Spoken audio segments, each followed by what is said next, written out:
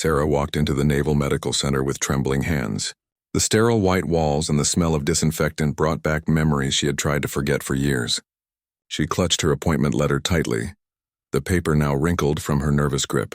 Today was the day she had to undergo her mandatory medical examination for her new position as a civilian contractor on the naval base. The receptionist, a kind woman in her 50s, smiled warmly at Sarah. "You must be Sarah Mitchell. Dr. Hansen is ready to see you." Sarah nodded, unable to find her voice. She had been dreading this moment for weeks, knowing that her medical history would eventually come to light.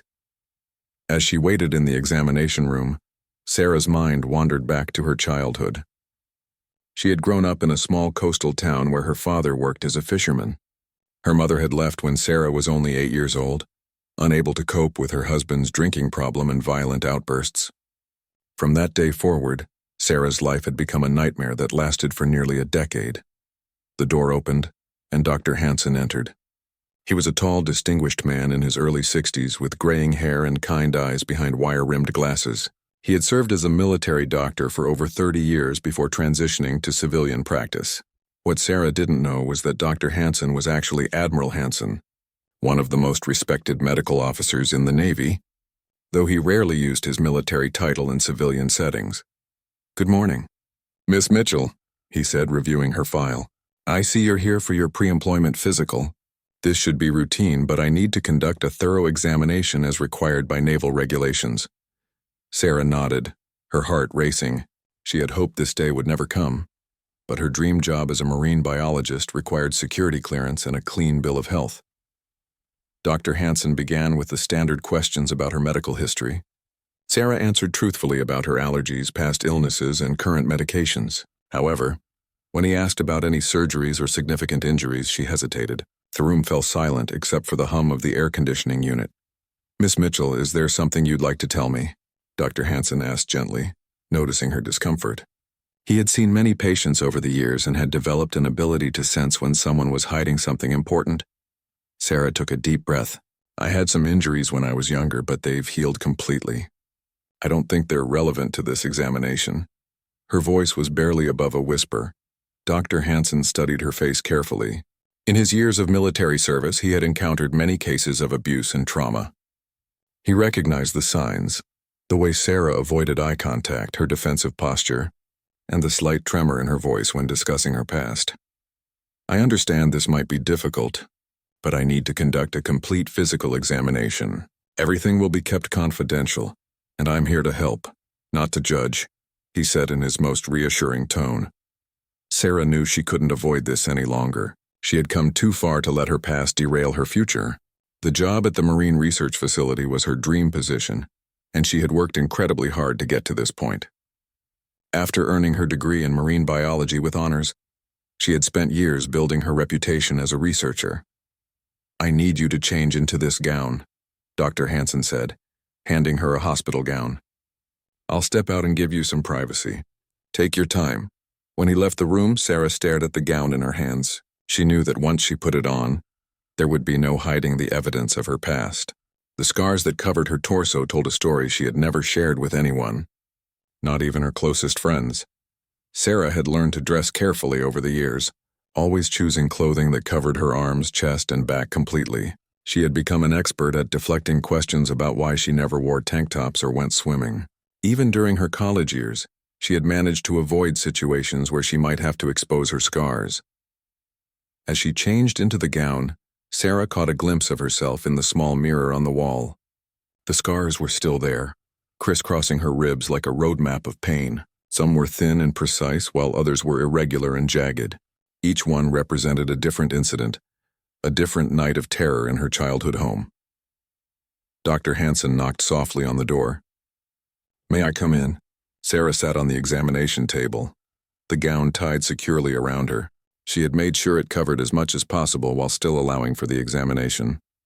The doctor began with routine checks, listening to her heart and lungs, checking her blood pressure and examining her reflexes. Sarah remained tense throughout, knowing that the most difficult part was yet to come. "I need to examine your abdomen and check for any abnormalities," Dr. Hansen explained. I'll need you to lift your gown slightly so I can listen to your heart and lungs properly. Sarah's hands shook as she reached for the bottom of her gown. She had practiced this moment in her mind hundreds of times, but now that it was happening, she felt paralyzed with fear. What would he think of her? Would he ask questions she wasn't ready to answer? Would this discovery somehow affect her job prospects? Miss Mitchell, are you all right? Dr. Hansen asked, noticing her obvious distress. We can take a break if you need a moment. Sarah shook her head. No, I'm fine. Let's just get this over with. She closed her eyes and slowly lifted the gown, exposing her ribcage for the first time to another person in over 15 years. The room fell completely silent. Dr. Hansen, despite his years of experience and training, was unprepared for what he saw. The extensive scarring across Sarah's ribs told a clear story of systematic abuse that had occurred over many years. Some scars appeared to be from sharp objects, while others suggested blunt force trauma. The pattern and placement indicated that someone had deliberately and repeatedly inflicted these injuries. For a moment that felt like an eternity. Neither of them moved or spoke. Sarah kept her eyes tightly shut, waiting for the questions, the judgment, or the pity that she expected would follow. Dr. Hansen stood frozen, not as a medical professional, but as a human being confronted with evidence of unimaginable cruelty inflicted upon a child. The silence stretched between them like an ocean. Sarah could hear her own heartbeat thundering in her ears, each second feeling like an hour. She had imagined this moment countless times, but nothing had prepared her for the reality of exposing her deepest shame to a stranger. Her ribs rose and fell with shallow, nervous breaths as she waited for Dr. Hansen to speak. Admiral Hansen, though Sarah didn't know his rank, had seen combat injuries during his military career. He had treated soldiers who had survived explosions, gunshot wounds, and horrific accidents. But this was different. These scars spoke of deliberate, repeated cruelty inflicted on a defenseless child over what must have been years. The precise nature of some wounds suggested they had been made with kitchen knives, while others showed the telltale signs of cigarette burns and belt buckles. His trained medical eye could tell that the injuries had occurred during Sarah's developmental years. The way the scars had stretched and faded indicated they were old, probably from her childhood and early teenage years.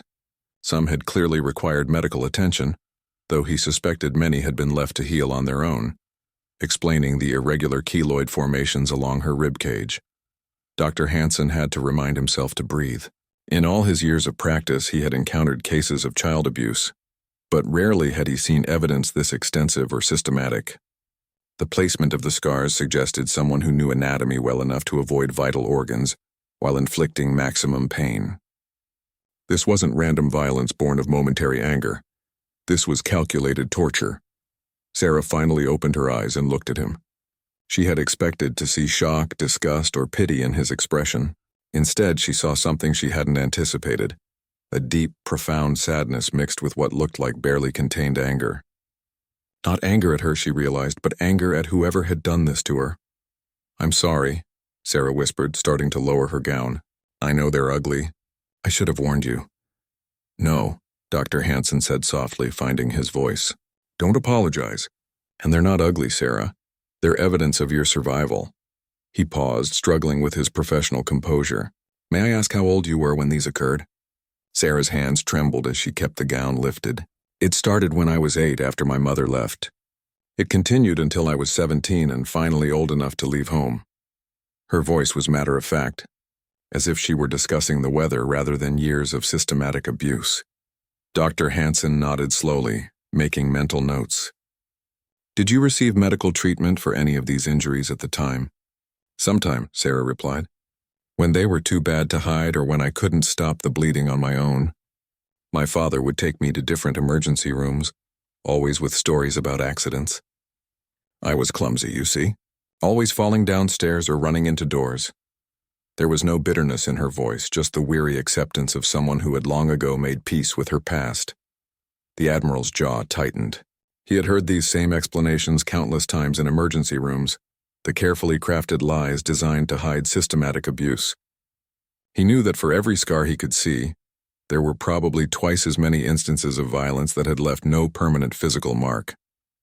Sarah, he said gently, I want you to know that what happened to you was not your fault. You were a child. You deserved protection, not pain. These were words he had spoken to other survivors, but they felt more important now, more personal. Sarah's eyes filled with tears, but she blinked them back. I know that now. It took years of therapy, but I understand that intellectually. Emotionally, it's still difficult sometimes. She had spent her 20s working with counselors, slowly rebuilding her sense of self-worth and learning to trust others. Dr. Hansen continued his examination with careful, professional detachment, though inside he was struggling with his emotions. Each scar told a story, and he found himself wondering about the circumstances behind each one. The burn marks on her lower ribs, the knife wounds near her sternum, the blunt force trauma along her back. Together they painted a picture of systematic torture that had lasted nearly a decade. The scarring doesn't appear to have affected your lung function or caused any structural damage to your rib cage, he said, focusing on the medical aspects to maintain his composure. Have you experienced any ongoing pain or breathing difficulties? No, Sarah replied. I was lucky, I suppose. None of the injuries hit anything vital. My father was careful about that. She said it without irony, as if precise torture was somehow a kindness. As Dr. Hansen completed his examination, he made detailed notes in Sarah's file. He knew he would need to document everything carefully, not just for medical purposes, but because this woman's strength and resilience in the face of such trauma was remarkable. She had not only survived, but had managed to build a successful career and maintain her dignity. You can lower your gown now, he said, stepping back to give her space. Sarah quickly covered herself, relief evident on her face. She had survived the exposure, the vulnerability, and the questions. It was over, and the world hadn't ended. Dr. Hansen sat down across from her, his expression thoughtful. Sarah, I need to ask you something, and I want you to know that your answer won't affect your employment clearance. Do you have any contact with your father now? He died 3 years ago, Sarah replied simply. Liver failure. The drinking finally caught up with him. There was no satisfaction in her voice, no relief, just a statement of fact. The Admiral nodded. He had suspected as much. In his experience, people who inflicted such systematic abuse rarely lived long, healthy lives. Their own demons typically caught up with them eventually.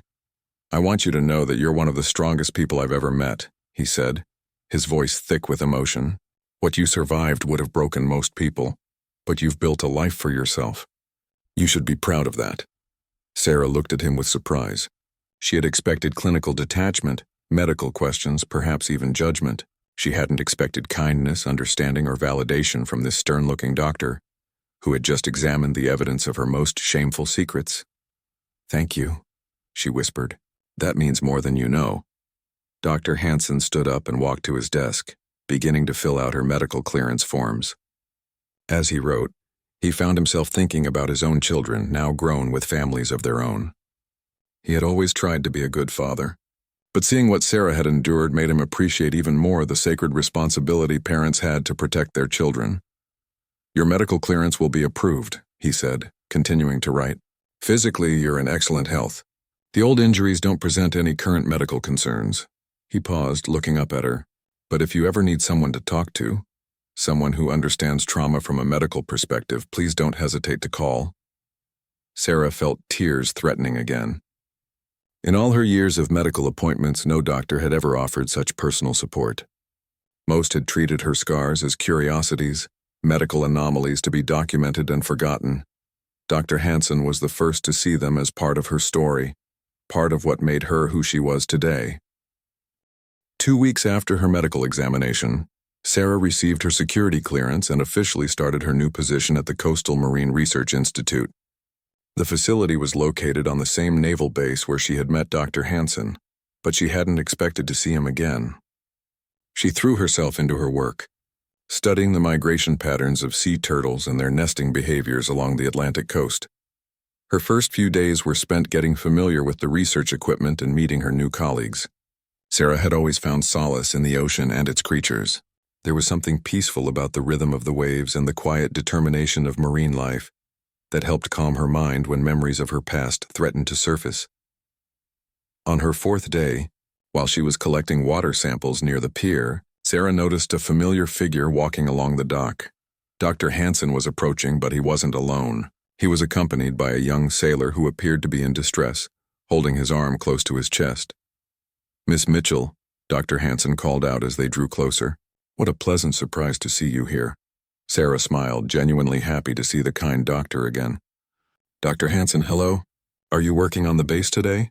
She noticed the injured sailor and her expression became concerned. "Is everything all right?" "This is Seaman Rodriguez," Dr. Hansen explained. "He had a minor accident during equipment maintenance. I was just taking him to the medical facility, but he's quite nervous about medical procedures. He's only 19 and far from home for the first time." Sarah looked at the young man, who couldn't have been much older than she was when she finally escaped her father's house. His face was pale and she could see the fear in his eyes. It wasn't just fear of pain, but the deeper fear of vulnerability that she recognized all too well. "What happened to your arm?" Sarah asked gently, addressing Rodriguez directly. "Got caught in some machinery, ma'am," he replied quietly. "Doc says it might need stitches, but I've never had stitches before. My grandmother always took care of cuts at home." His voice carried the slight accent of someone from rural Texas, and Sarah could hear the homesickness beneath his words. Dr. Hansen watched the interaction with interest. He had noticed how Sarah naturally put the young man at ease, speaking to him with the same gentle tone the doctor himself tried to use with nervous patients. "I've had plenty of stitches," Sarah said with a reassuring smile.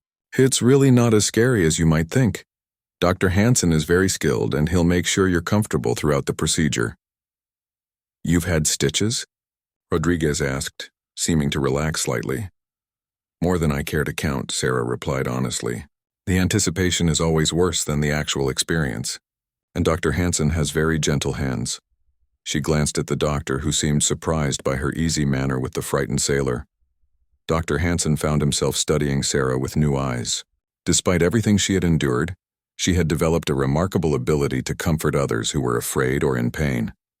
It was as if her own experiences had given her a unique understanding of vulnerability and fear. "Miss Mitchell," Dr. Hansen said thoughtfully, "would you consider joining us? Sometimes having a friendly face nearby can make medical procedures less intimidating." Sarah looked at her watch. She had finished collecting her samples for the day, and something about the young sailor reminded her of herself at that age, alone, scared and trying to be brave in an unfamiliar environment. "Of course," she agreed, "if Rodriguez doesn't mind the company." The young sailor's face brightened considerably. "I'd appreciate that, ma'am. Thank you." As they walked to the medical facility, Sarah found herself sharing stories about her research work, describing the sea turtles she studied and their incredible journeys across the ocean. Rodriguez listened intently, his mind distracted from his injury by her enthusiasm for her work. "You really swim with sea turtles?" he asked, his eyes wide with wonder. "I do," Sarah laughed. "They're gentle giants, much more afraid of us than we are of them. Some of the ones I've tagged have traveled thousands of miles. There's one female I call Marina, who returns to the same beach every 3 years to lay her eggs. She's been making that journey for at least 20 years. Dr. Hansen listened to their conversation as he prepared his treatment room. He was struck by how naturally Sarah connected with the young man, how she used her own experiences to help him feel less alone. It reminded him of why he had gone into medicine in the first place, not just to heal physical wounds, but to provide comfort during times of vulnerability. "All right, Rodriguez," Dr. Hansen said as they entered the examination room. "Let's take a look at that arm." Sarah sat in a chair nearby while Dr. Hansen carefully examined the sailor's injury. The cut was deeper than it had initially appeared, running along his forearm where it had caught on a sharp piece of metal. "You're going to need about 8 stitches, Dr. Hansen explained. "I'll use a local anesthetic so you won't feel any pain during the procedure. You'll just feel a small pinch when I inject the numbing medicine." Rodriguez's face went pale again. 8 stitches? "I had 12 stitches in my hand once," Sarah said casually. "I was helping with a research project involving coral samples, and I cut myself on a broken piece of equipment. Dr. Hansen is right about the numbing medicine. After that initial pinch, you won't feel anything." Dr. Hansen glanced at Sarah, wondering if she was making up the story to comfort Rodriguez or if it was true. Given what he knew about her past, he suspected she had many more medical experiences than most people her age. "Really?" Rodriguez asked. "What did it feel like?" "Honestly, the worst part was watching," Sarah replied. Dr. Hansen had me look away during the actual stitching. He said it was better to focus on something else, like talking or listening to music. Dr. Hansen began preparing the anesthetic, appreciating how Sarah was helping to calm his patient. Miss Mitchell is absolutely right. Many people find it easier to look away. Would you like to tell us more about your hometown while I work?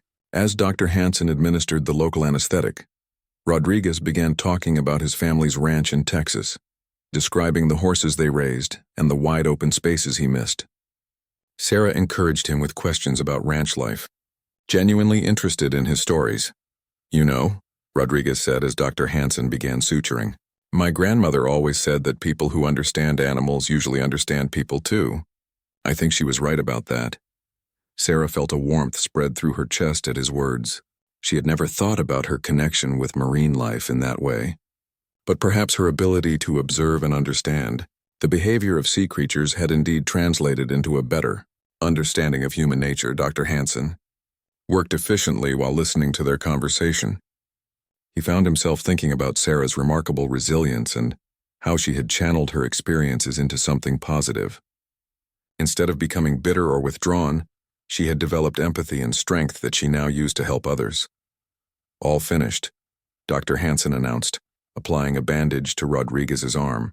The stitches will dissolve on their own in about a week. Keep the area clean and dry and come back if you notice any signs of infection. Rodriguez examined his bandaged arm with relief. That wasn't nearly as bad as I thought it would be. Thank you, Doc, and thank you, Miss Mitchell, for staying with me. You're very welcome, Sarah replied, and if you ever want to see some sea turtles up close, let me know. I can arrange for you to join one of our research trips when you have leave time. The young sailor's face lit up. I'd love that. I've never seen the ocean before joining the Navy. Everything here is so different from home.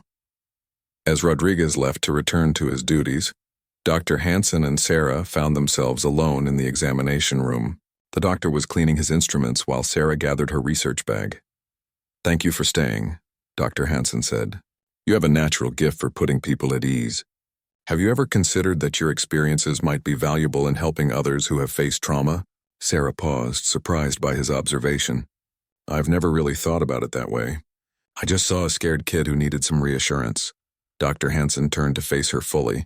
What you did today, using your own experiences to help someone else feel less alone, that's incredibly valuable. There are many people, especially veterans and survivors of trauma, who could benefit from that kind of understanding.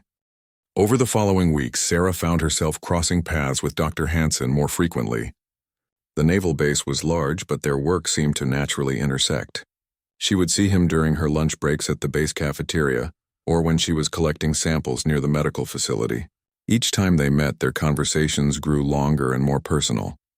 Dr. Hansen learned that Sarah lived alone in a small apartment overlooking the harbor, where she could watch the boats come and go while working on her research reports in the evenings. She had few close friends, preferring the company of books and her work to large social gatherings. Sarah in turn discovered that Dr. Hansen was actually Admiral Hansen, though he rarely used his rank outside of formal military settings.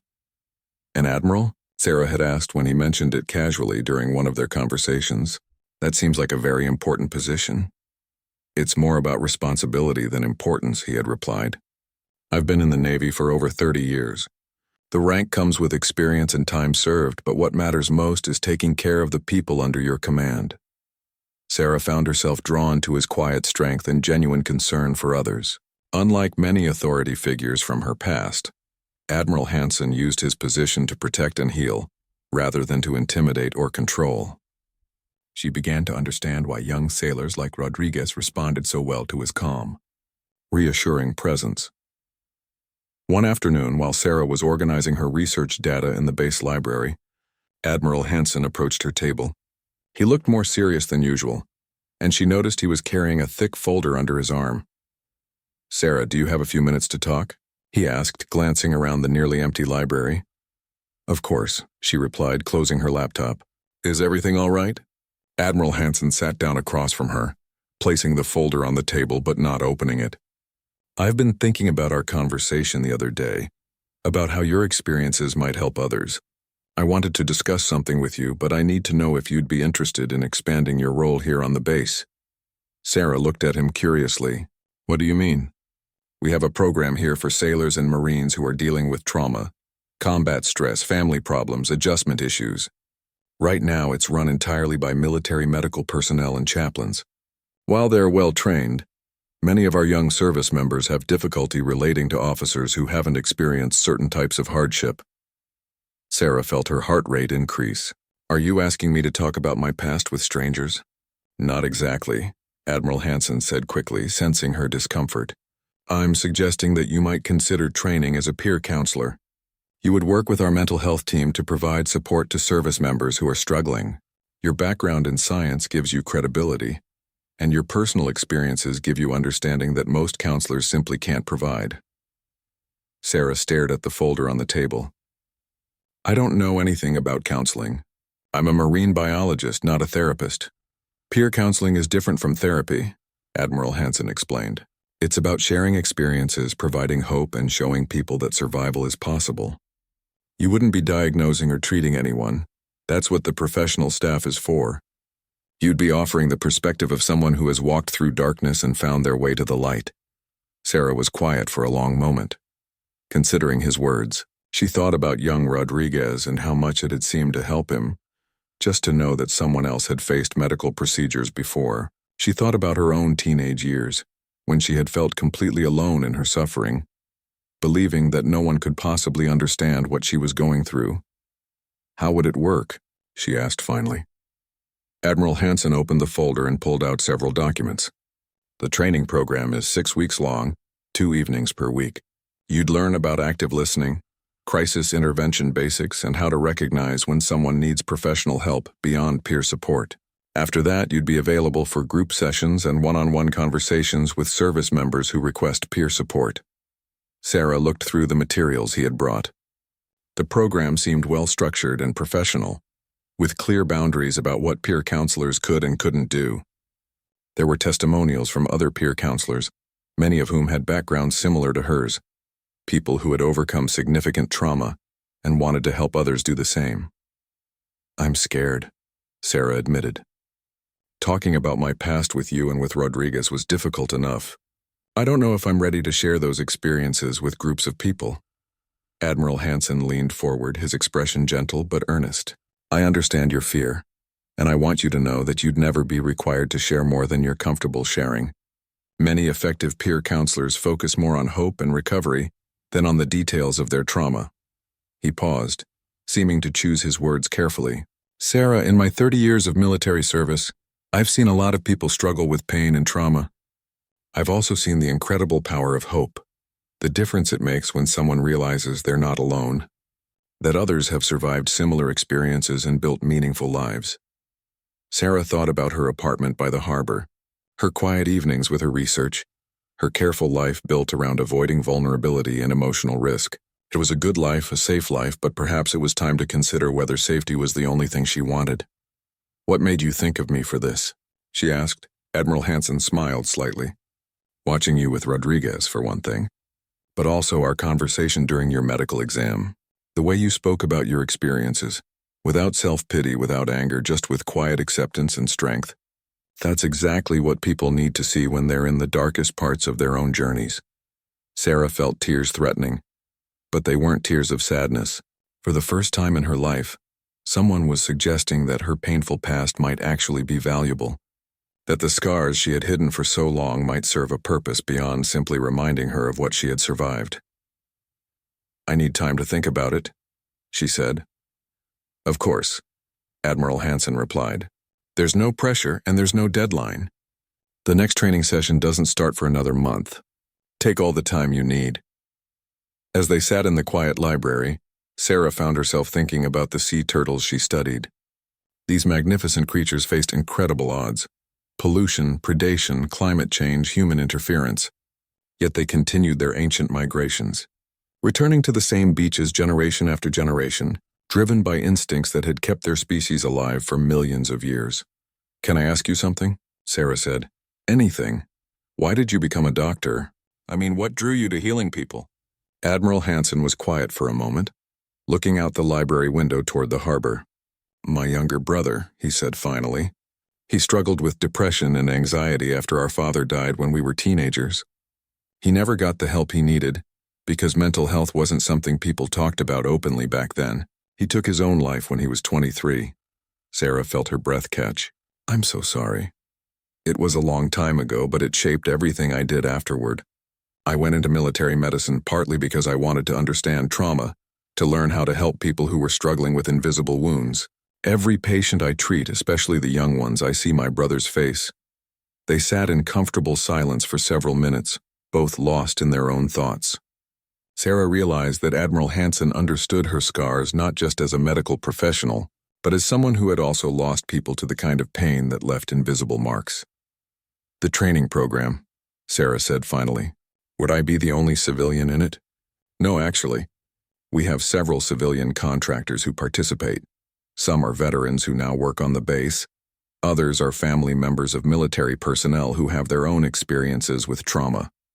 You wouldn't be alone. Sarah looked at the materials again, reading through the testimonials more carefully. One caught her attention. A woman who had survived domestic violence and now helped military spouses who were facing similar situations. Another was from a veteran who had overcome addiction and worked with service members struggling with substance abuse. I want to read through all of this, Sarah said, gathering the papers. But I think I might be interested. Admiral Hansen's face brightened. I think you'd be extraordinary at it. But more importantly, I think you might find it meaningful work. As Sarah walked back to her laboratory that afternoon, she found herself thinking about purpose and healing in ways she never had before. For years she had focused on building a life free from the pain of her past. Perhaps it was time to consider building a life that could help others heal from theirs. Sarah spent 2 weeks reading through the peer counseling materials before making her decision. She researched the program extensively, even reaching out to some of the former participants whose contact information was provided. Each conversation reinforced her growing belief that this was something she needed to do. Not just for others, but for herself. When she called Admiral Hansen to accept, he sounded genuinely pleased. I'm glad you decided to join us, Sarah. I think this experience will be valuable for everyone involved. The training began on a Tuesday evening in a conference room at the base's Family Services building. Sarah arrived 15 minutes early, nervous about meeting the other participants. She had chosen her clothing carefully, a long-sleeved blouse and slacks that covered her scars while still looking professional. As other trainees arrived, Sarah was surprised by the diversity of the group. There were 7 participants total, 2 active-duty sailors, a retired Marine who now worked in base security, a Navy spouse whose husband had struggled with PTSD, a civilian contractor who was a survivor of military sexual assault, a chaplain who had grown up in an abusive home, and Sarah, their instructor, was Dr. Maria Santos, a clinical psychologist who had been running the peer counseling program for 5 years. She was a warm, energetic woman in her 40s who immediately put the group at ease with her genuine smile and informal manner. Welcome, everyone, Dr. Santos began. Over the next 6 weeks, we're going to learn together how to use our experiences, both positive and negative, to help others who are struggling. The most important thing I want you to understand is that you're not here to fix anyone. You're here to offer hope, understanding, and companionship on the journey toward healing. The first evening focused on boundaries and self-care. Dr. Santos emphasized that peer counselors needed to maintain their own emotional health in order to be helpful to others. Sarah found herself taking detailed notes, realizing that she had never really thought systematically about how to protect herself emotionally while still being open to others. Sarah, Dr. Santos said during a small group exercise, you seem very thoughtful about these concepts. Have you done any formal counseling work before? No, Sarah replied, but I've been in therapy myself for several years. I suppose I've learned some things about the process from the other side. One of the sailors, a young woman named Petty Officer Williams, looked interested. What kind of therapy helped you the most?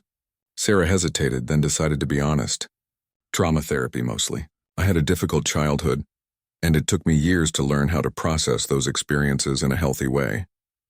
Dr. Santos nodded approvingly. That's exactly the kind of perspective that makes peer counseling so valuable. Sarah, would you be comfortable sharing what you learned about the healing process? Not the details of your trauma, but the insights about recovery? Sarah thought for a moment. I think the most important thing I learned was that healing isn't linear. There are good days and bad days, setbacks and breakthroughs. For a long time, I thought I was failing at recovery because I still had difficult moments. Learning that healing is a process, not a destination, was incredibly freeing. The group was quiet, absorbing her words. Petty Officer Williams nodded slowly. I think I needed to hear that. I've been struggling with some things, and I keep thinking I should be over it by now. The timeline belongs to you, Sarah said gently. No one else gets to decide when you should be healed or how fast you should progress. Dr. Santos smiled. That's a perfect example of peer support. Sarah, you just offered William something that comes from experience, not from a textbook. As the weeks progressed, Sarah found herself becoming more comfortable sharing her insights with the group. She never discussed the specific details of her abuse, but she talked openly about the aftermath, the nightmares, the hypervigilance, the difficulty trusting others, and the slow process of rebuilding her sense of self-worth. During the 4th week, they practiced role-playing scenarios. Sarah was paired with the retired Marine, Sergeant Rodriguez, no relation to the young sailor she had met, who was dealing with survivor's guilt from his time in combat. I keep thinking about the guys who didn't make it home, he said during their practice session. Why did I survive when better men than me didn't? Sarah looked at him thoughtfully. In my experience, asking why me can become a trap. Whether it's, why did this happen to me? Or why did I survive when others didn't? And those questions don't have answers that will satisfy us. What helped me was changing the question. What do you mean? Instead of asking, why me? And I started asking, what now? What am I going to do with this life I've been given? How can I honor what I've survived by building something meaningful? Sergeant Rodriguez was quiet for a long moment. I never thought about it that way. Dr. Santos, who had been observing their conversation, approached them. Sarah, that reframe you just offered, that's incredibly powerful. Where did that insight come from? My therapist helped me see it, Sarah replied. But it really clicked for me when I started working with sea turtles. These creatures face impossible odds. Most hatchlings don't survive to adulthood, but the ones that do, they don't waste time wondering why they were the lucky ones. They just keep swimming, keep migrating, keep doing what they were meant to do. Admiral Hansen had been observing the training sessions from the back of the room when his schedule allowed. During the 5th week, he approached Sarah after class. I've been watching you work with the group, he said. You have a remarkable gift for this. Have you considered that this might become more than just volunteer work for you? Sarah looked surprised. What do you mean?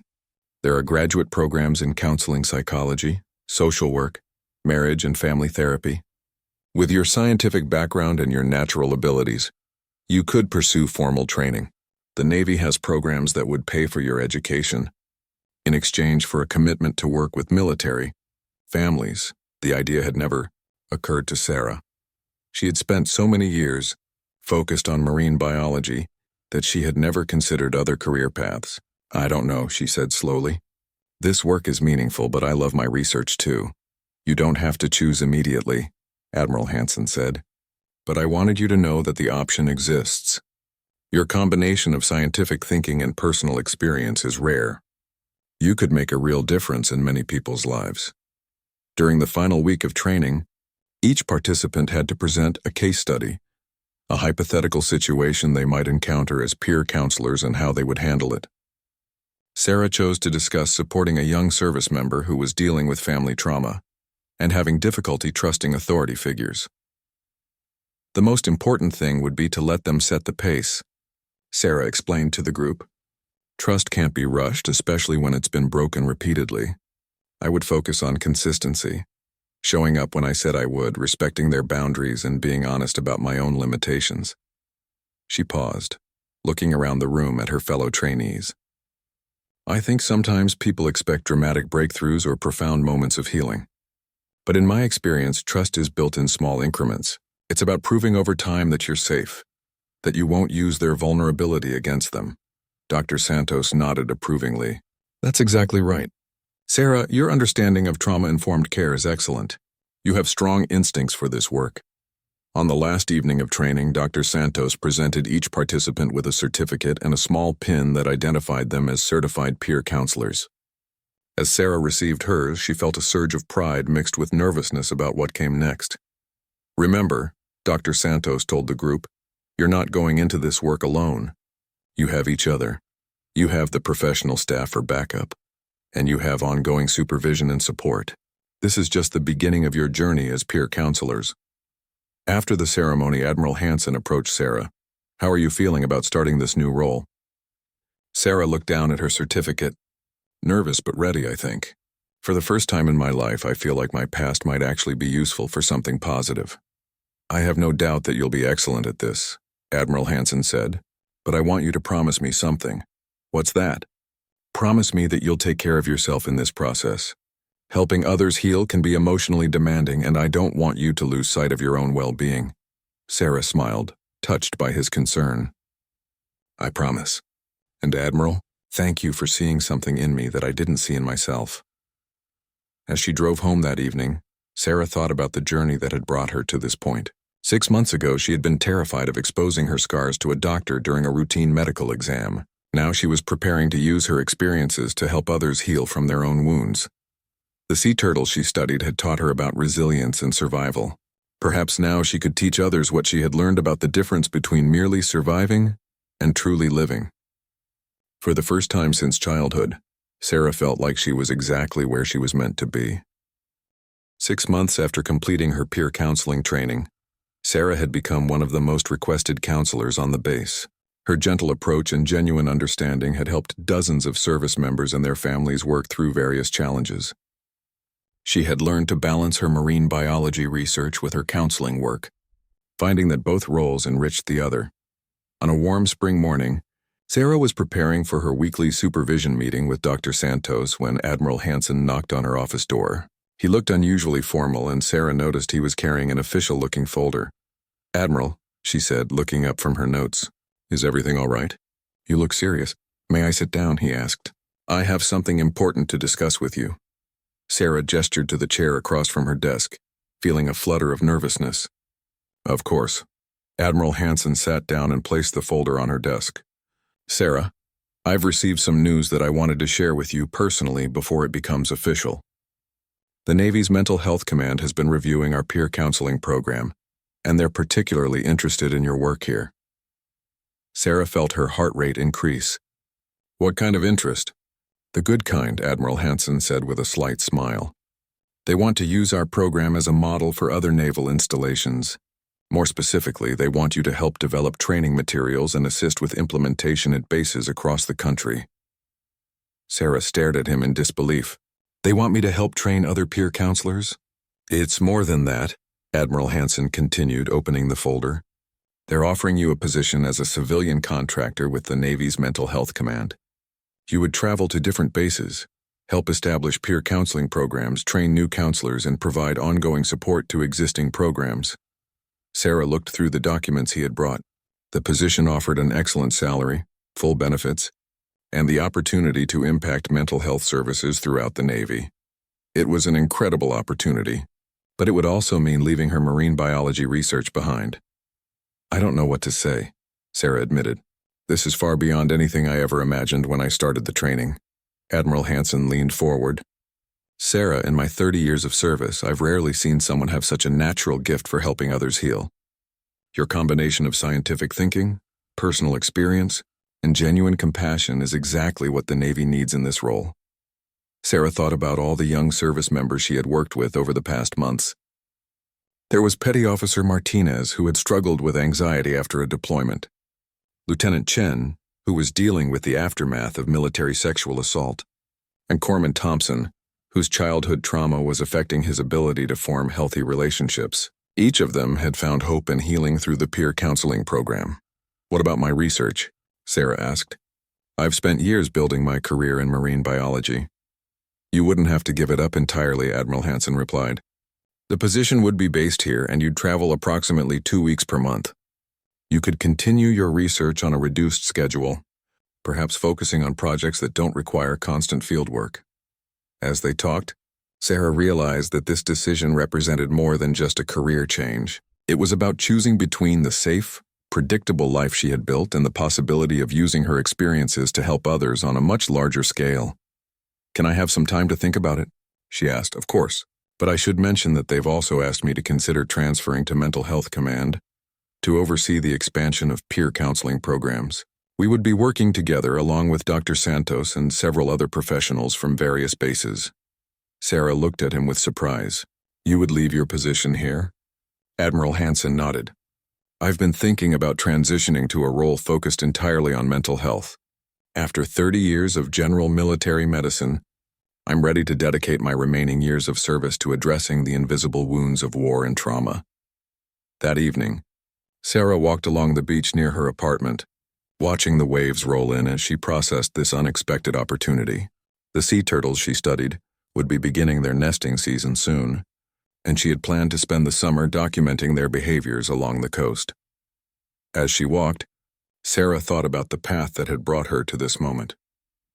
2 years ago, she had been a woman hiding her scars, afraid to let anyone see the evidence of her past. Now she was being asked to help establish programs that could impact thousands of service members struggling with their own invisible wounds. Her phone rang, interrupting her thoughts. It was Dr. Santos. Sarah, I hope you don't mind me calling. Admiral Hansen told me about the offer from Mental Health Command. I'm still processing it, Sarah replied. It's an amazing opportunity, but it's also overwhelming. I understand, Dr. Santos said, but I wanted you to know that I think you'd be incredible in that role. Over the past 6 months, I've watched you grow from someone who was nervous about sharing her experiences to someone who can help others find hope in their darkest moments. Sarah sat down on a piece of driftwood, looking out at the ocean. Sometimes I still can't believe this is my life. A year ago, if someone had told me I'd be considering a career in mental health, I would have thought they were crazy. Healing has a way of opening doors we never knew existed, Dr. Santos replied. The question is, are you ready to walk through this one? After they hung up, Sarah continued her walk along the beach. She thought about all the people she had helped over the past months, and how much their progress had meant to her. She thought about the countless other service members who might benefit from better mental health programs. As she turned to head home, Sarah noticed a group of sea turtle tracks in the sand. The nesting season was beginning early this year. She followed the tracks up the beach to where a large female had dug her nest and laid her eggs before returning to the sea. Standing there in the moonlight, Sarah realized that she was looking at the perfect metaphor for her decision. The sea turtle had made an incredible journey to return to this beach, following instincts that had guided her species for millions of years. She had laid her eggs in the sand, providing the next generation with the best possible chance for survival, and then she had returned to the ocean to continue her own journey. Perhaps it was time for Sarah to trust her own instincts and take the next step in her journey. She could continue her research, but on a smaller scale. More importantly, she could help plant seeds of hope and healing that might help hundreds of people build better lives. The next morning, Sarah called Admiral Hansen. I've made my decision, she said. I want to accept the position. I'm delighted to hear that, Admiral Hansen replied. I think you're making the right choice, both for yourself and for all the people you'll be able to help. 3 months later, Sarah found herself standing in a conference room at a naval base in California, looking at a group of 12 people who had gathered for peer counselor training. Among them were active-duty sailors, Marines, civilian contractors, and military family members. Each had their own story, their own experiences with trauma and recovery. Welcome, everyone, Sarah began, her voice steady and confident. Over the next 6 weeks, we're going to learn together how to use our experiences to help others who are struggling. The most important thing I want you to understand is that your pain has meaning. It can become a source of strength not just for you, but for others who are walking similar paths. Admiral Hansen, who was observing from the back of the room in his new role with Mental Health Command, smiled as he watched Sarah work. She had come so far from the frightened woman who had lifted her shirt in his examination room 2 years ago. Her scars were still there, hidden beneath her professional clothing, but they no longer defined her. Instead, they had become part of her strength, part of what made her uniquely qualified to help others heal. As Sarah continued her presentation, she thought about the sea turtles that would soon be hatching on the beach near her old apartment. Most of them wouldn't survive the journey to adulthood, but the ones that did would carry forward the ancient wisdom of their species. They would return to lay their own eggs, continuing the cycle of life and survival. Sarah had learned that healing worked much the same way. Each person who found the courage to face their trauma and work toward recovery became a beacon of hope for others. The wounds that had once threatened to destroy them became sources of wisdom and strength that could light the way for others still struggling in darkness. She looked around the room at the faces of her new trainees, seeing hope and determination in their eyes. Each of them had survived something difficult. Each of them was ready to transform their pain into purpose. "Let's begin," Sarah said, and settled in to do the work she now knew she was meant to do.